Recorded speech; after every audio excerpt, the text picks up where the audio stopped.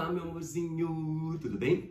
Quero fazer com você a resolução comentada daqueles exercícios referentes ao folheto do aulão sobre Campo Geral de Guimarães Rosa.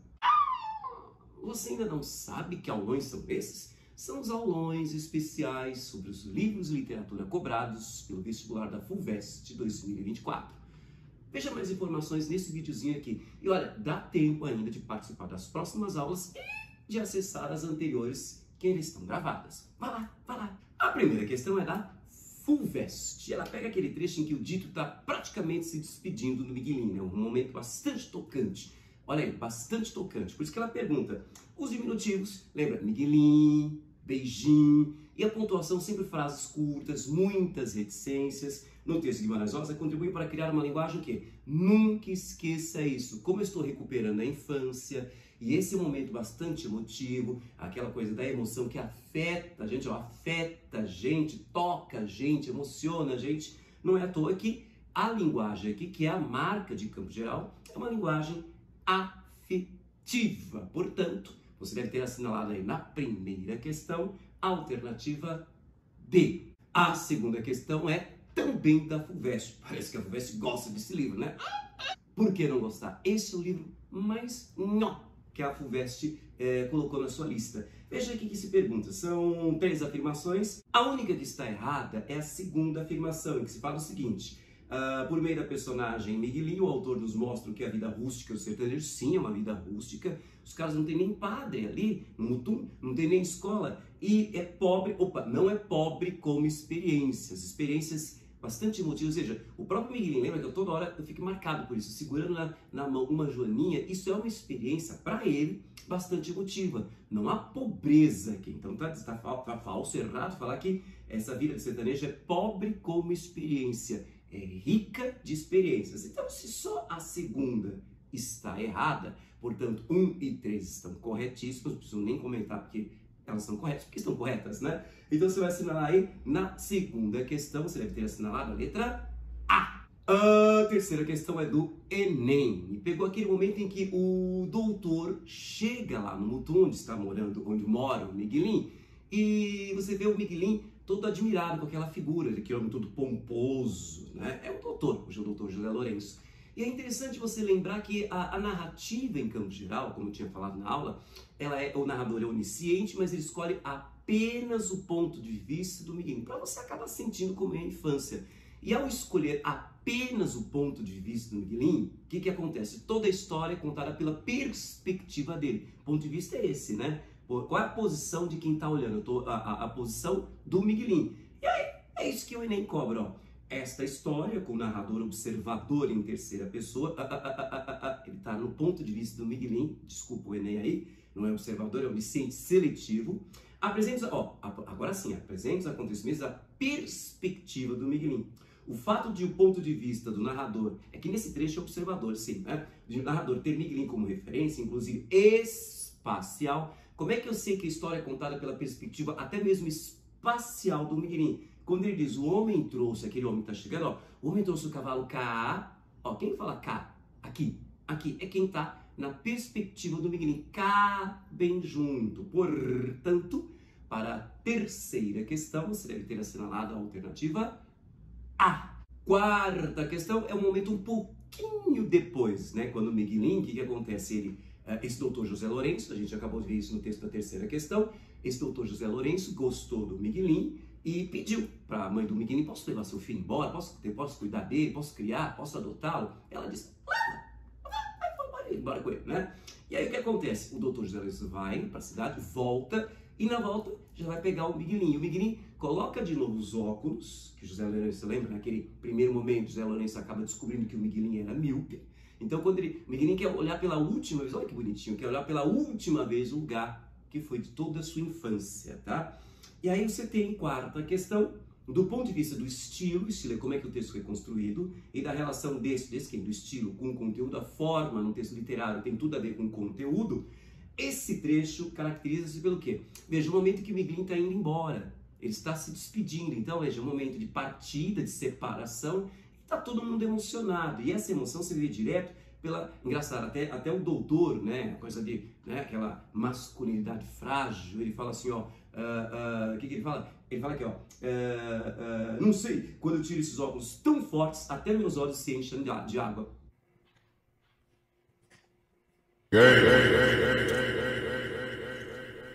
Quer dizer, ele não quer confessar que está emocionado. Ele está dizendo, não, é que a minha vista, né, está atrapalhada, não estou sem meus óculos, então meus olhos se enchem d'água, estou com os olhos cheios d'água, porque ele não vai falar que ele está, eu estou emocionado com essa cena.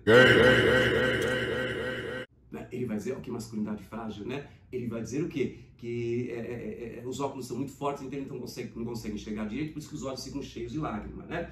Então esse momento tão emocionado, é tão emotivo, que o que vai acontecer? Nós vamos ter, não é à toa que você vai ter frases curtas, quando você está emocionado, você não vai conseguir fazer uma dissertação com aquelas frases cheias de aquelas orações cheias de subordinação, super relações de ideias, não.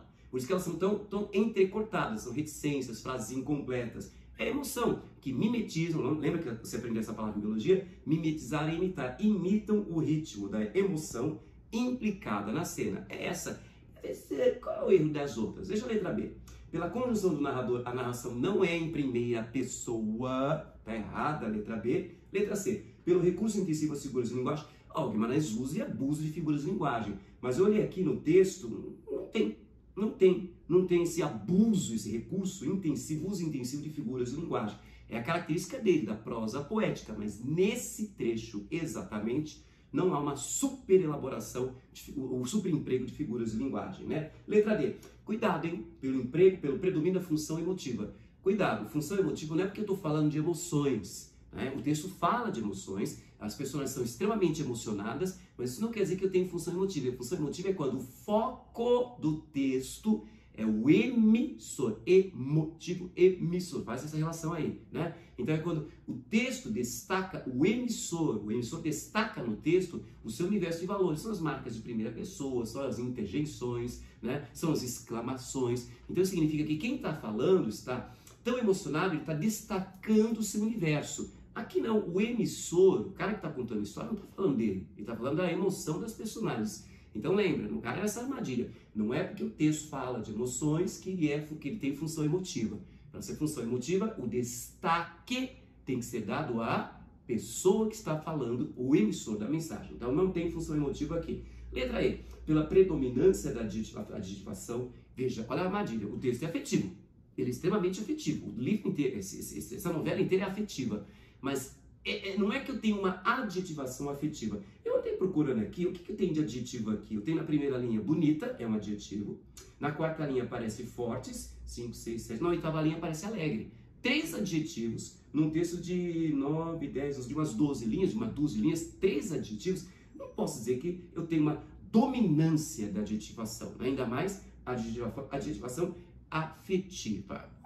Portanto, para a quarta questão, você deve ter assinalado aí a letra A. Quinta questão, também bastante interessante, veja o que ela diz, né? Nesse trecho de campo geral, momento de despedida, o Miguelinho está todo triste, né? Vai se separar dos seus parentes, vai se separar do ambiente, aquele conforto, lembra o conforto do seu lar? Que isso é a parte o início da jornada do herói, ele precisa abandonar o seu momento de conforto, como tantos heróis que vocês veem aí, né? Por exemplo, Luke Skywalker, se bem que ele está um conforto que incomoda, né? Você tem, de certa forma, Harry Potter, o Frodo, quem mais? O Percy Jackson. Mas olha o que acontece aqui. Nesse trecho de Campos Geral de Guimarães Rosa, as expressões grifadas pelo autor retomam o final da narrativa. Lembra? O sempre alegre, Miguelinho, sempre alegre, Miguelinho. Quem é essa frase? É do dito. No momento que o dito, a gente leu essa frase, a gente leu esse trecho na aula, no momento que o dito está para morrer, aquela coisa que o povo consagra, né? Aquela ideia consagrada que no momento em que você está morrendo, você alcança uma revelação, que é o Quincas Borba. No momento que ele estava morrendo, ele diz, olha, até que o Pangloss não estava de todo errado. Já comentamos isso na aula de Quincas Borba, né? Mas é o que acontece também aqui, ó. Não lembra? Veja a gravação de Quincas Borba, que você não lembra que é isso, o momento, que revelações, quem é esse Pangloss? Reveja suas anotações ou veja a aula de Quincas Borba. Mas veja, a lição que o dito, ele percebe, ele tem aquele vislumbre da verdade, ele fala, ó, eu vou ensinar uma coisa para você, Miguelinho, sempre alegre, mantenha-se sempre alegre. Para todas as dificuldades da vida, o segredo é a alegria, sempre alegre. Então, tá aqui, ó, a derradeira quer dizer última, a última lição da sabedoria do dito, que o dito era cheio de sabedoria, a última delas era essa, né?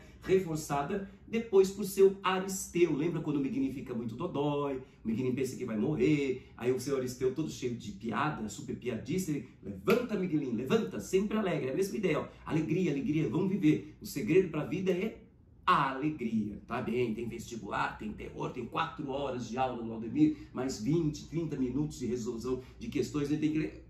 Mas saiba tirar disso tudo a alegria. Faça desse limão, que é a vida, uma limonada. Ou então esfregue, né? Não vai fazer isso. Esfregue esse limão nos olhos da vida, não. Torne uma limonada. Sempre busque alegria na vida. Portanto, para a quinta questão, você deve ter assinalado aí a letra D. Sexta questão lindíssima da medicina do ABC. Ela pergunta o seguinte: a palavra epifania, que é a marca do Guimarães Rosa, também está na Clarice. Mas vamos nos concentrar em Guimarães.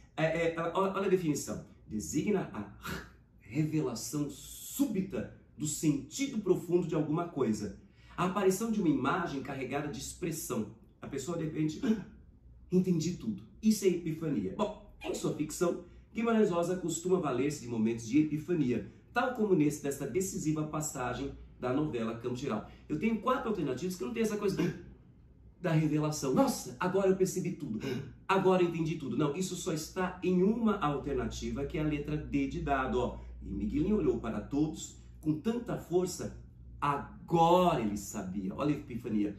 Agora ele sabia. Olhou Mantina, que gostava de o ver de óculos, batia, ó, ainda a mesma cena, quando ele coloca os óculos, batia as mãos e gritava: cena Corinta. Olhou o redondo de Pedrinhas, ó, ele consegue ver até o redondo das Pedrinhas, a visão tá nítida, né? Ele consegue enxergar tudo debaixo do genipapeiro. Então, olha, esse agora ele sabia, ele enxergava tudo direito, significa o quê? É um momento de epifania, de grande revelação para ele, o que significa que para a sexta questão, você deve ter assinalado aí a letra D. Sétima questão é da FUVEST. Voltamos à FUVEST. Ela fala o seguinte, ó, fragmento abaixo da novela Campo Geral, de João Guimarães Rosa. Esse trecho é interessante. E o dito mesmo gostava, pedia, conta mais, conta mais. Ninguém contava sem carecer de esforço, quer dizer, ele contava histórias sem parecer se esforçar. Ele não precisava se esforçar para contar histórias. Histórias compridas, que ninguém nunca tinha sabido. Não esbarrava, quer dizer, nada interrompia, não esbarrava, nada interrompia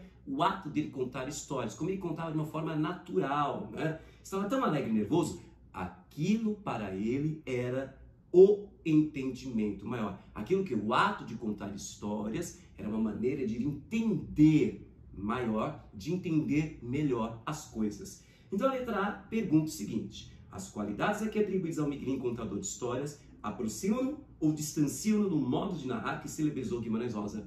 Você vai dizer, existe uma aproximação. Os dois adoram inventar histórias, os dois são contadores de histórias, né? E por meio de contar a história, eu acabo explicando, eu acabo falando sobre os significados. Lembra daquela estrutura do mito que a gente mexeu? A gente explicou durante a aula? O mito, aquela alegoria, aquela narrativa simbólica, que ela vai conseguir explicar, ela vai conseguir falar sobre os mistérios, sobre as questões da existência. Então, quando o Miguelinho, veja, ele escreve ele conta histórias, aquilo para ele era entendimento maior, era o entendimento maior. Quando eu conto histórias, eu entendo melhor as coisas. É igualzinho o Guimarães. O Guimarães, quando conta suas histórias, inclusive a do próprio Miguelinho, ele aumenta o nosso conhecimento sobre o que é a infância, tá? Então tem super a ver o Miguelinho contar histórias e o Guimarães contar histórias. Só que tu vai escrever na prova, isso tem super a ver. Você vai dizer que eles são semelhantes, eles se aproximam, eles são afins. Agora vamos à letra B. O desfecho da novela estaria a sugerir que Miguelinho encontrará limitações para desenvolver suas qualidades de contador de histórias?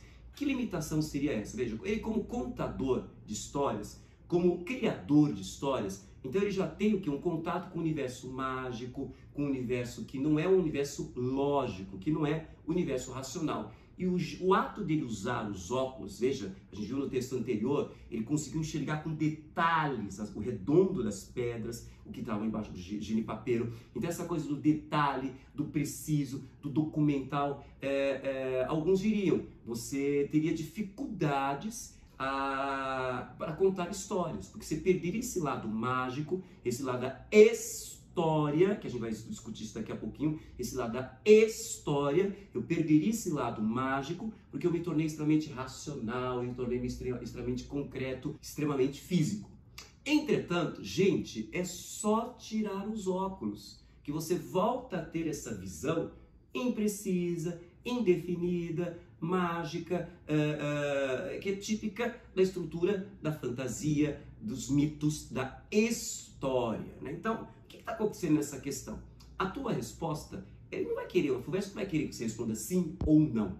Ela vai querer que você demonstre uma argumentação. Eu poderia dizer que sim, né? Porque agora ele vai perder essa capacidade de ser puramente sensitivo, ser puramente indefinido.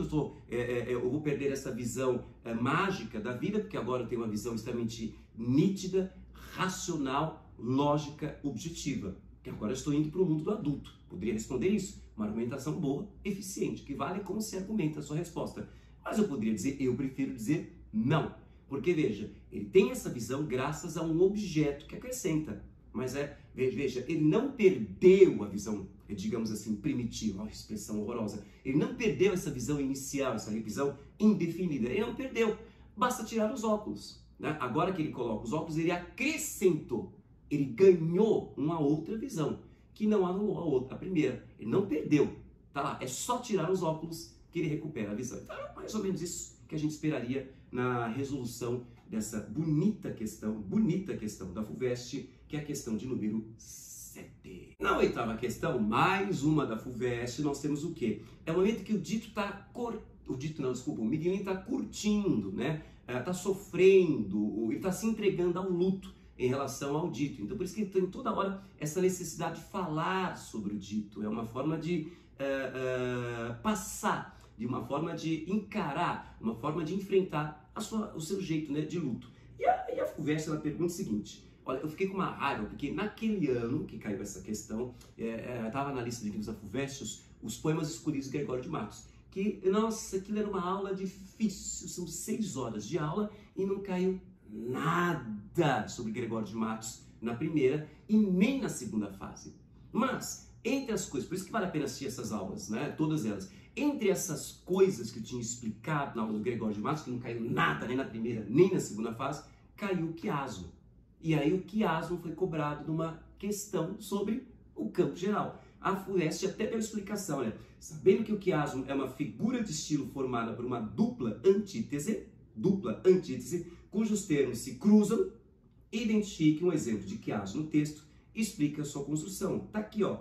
É o dito morto ainda no dito vivo, ou o dito vivo mesmo no dito morto. Então, vivo, morto é antítese. Então, você tem no primeiro trecho, ó, dito morto ainda no dito vivo, morto e vivo é a primeira antítese. Ou do dito vivo mesmo no dito morto. Veja, vivo e morto é a segunda antítese. Então, você tem essa dupla antítese. Você tem, repetindo, ó, morto, vivo, nessa expressão, dito morto ainda no dito vivo.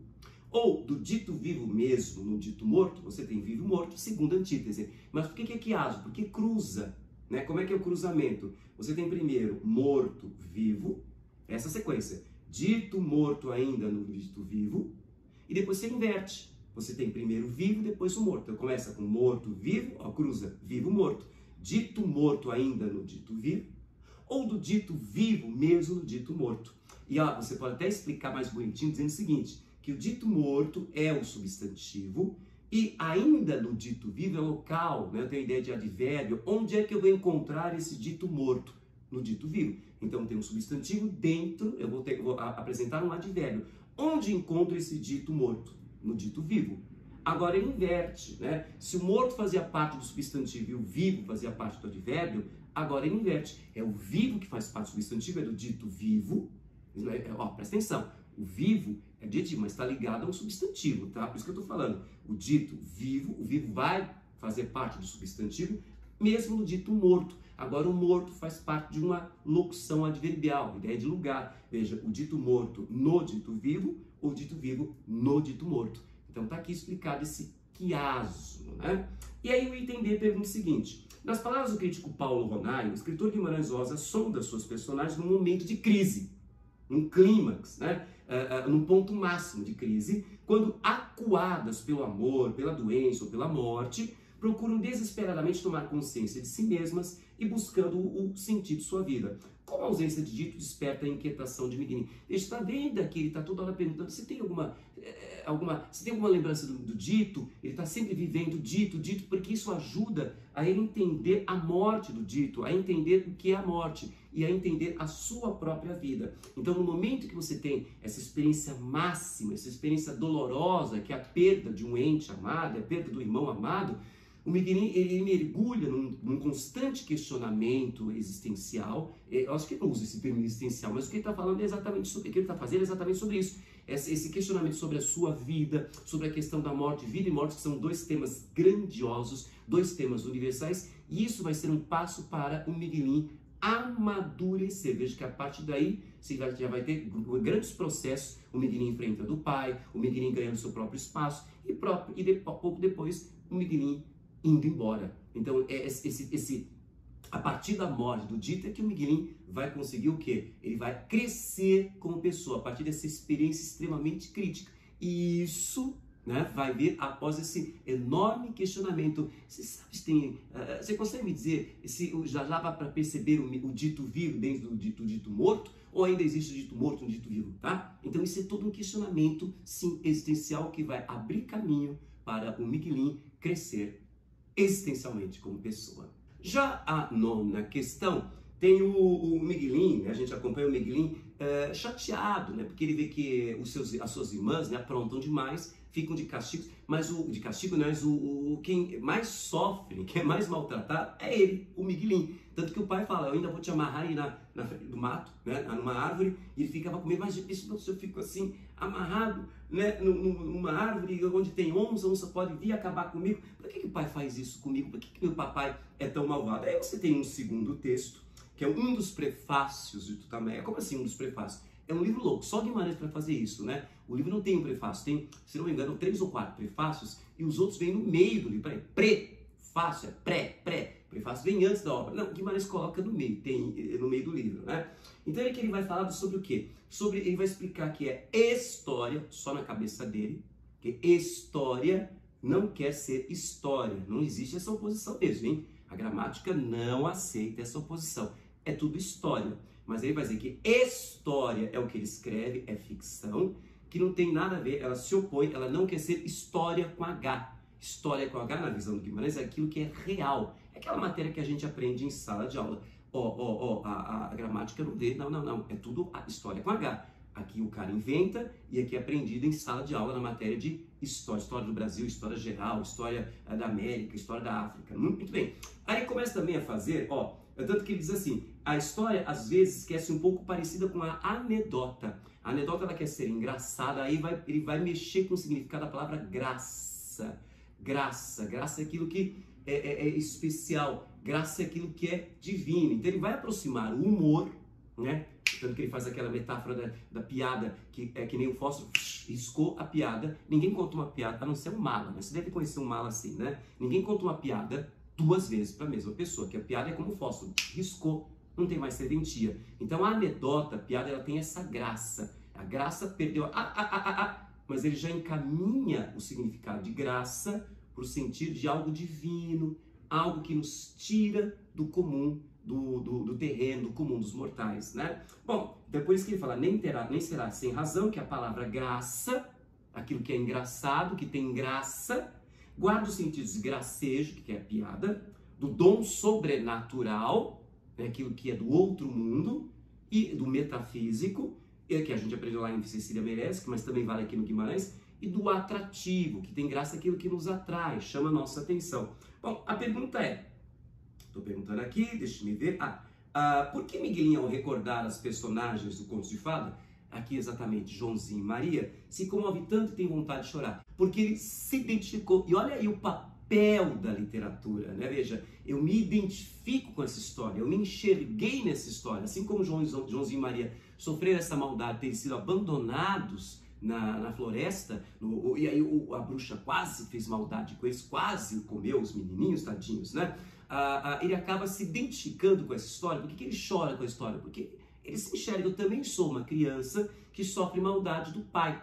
Então, essa questão da identificação, essa questão, eu transferi para essa história dramas que são meus, eu me identifico. Então, essa questão da catarse, eu sinto, eu me emociono com o que o texto literário está apresentando, tudo bem? Então, essa aqui, a base da sua resposta deveria ser essa, a identificação, porque ele se enxerga na história de Joãozinho e Maria, ou seja, quando ele está chorando, tem vontade de chorar por causa deles, desse Joãozinho e Maria, é porque no fundo ele está com vontade de chorar é dele, da situação dele, há essa identificação, tá? Letra B.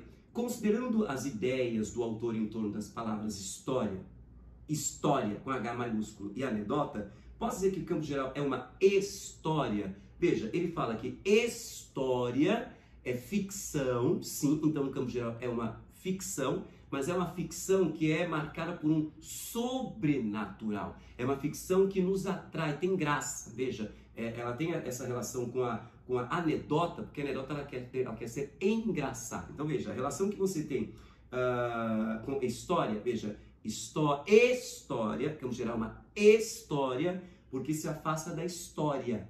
Ela não é uma história que é ficcional. A história não é história. Ela se afasta da realidade, é ficcional. E também se afasta do H maiúsculo, não é um fato histórico, essas personagens nunca existiram, né? Não há nenhum documento histórico que mostra, olha, Miguelinho existiu, Yobel existiu, tá? Então não tem nada a ver com história, com H, e se aproxima da anedota, porque é uma história que se preocupa em apresentar, trabalhar com a graça, ela quer ser engraçada, ou seja, ela quer ser atraente. O que foi que aconteceu? Muitos se emocionaram com esse livro, muitos se sentiram com essa história, porque ela tem graça, porque toda anedota tem essa questão da graça, nos tira da realidade, essa coisa do metafísico, é o sobrenatural, quer dizer, eu saio da realidade, é uma história de ficção, que vai falar daquilo que é universal. O Miguelinho representa a criança que existe em todos nós, tá? E por isso que ela é engraçada, ela tem graça, ela é atraente, tá certo? Então,